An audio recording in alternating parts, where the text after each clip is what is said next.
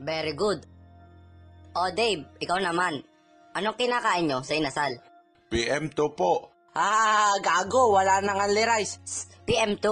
Oo, nakakalima po kami kanin doon. Sino kasama mo doon sa inasal? Yung kapitbahay namin, dahil laging busog siya, pati sopa namin kinukuha niya. Arr!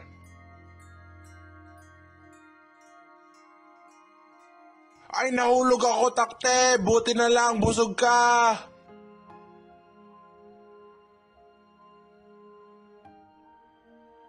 Hindi na kami kumakain sa inasal. Kumakain na kami sa Jollibee. Lola, hello, ako Budoy. Salamat, Totoy, ikaw baboy. Dahil hindi na kami nakakain doon sa inasal, Jollibee na lang ang pinapamigay niya. Kaya sa nagbanang only rice, mamatay na kayo.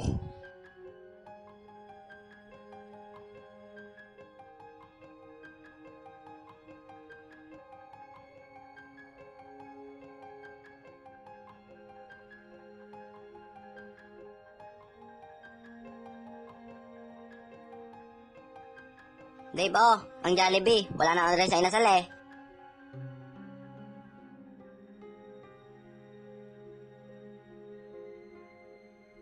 Opa,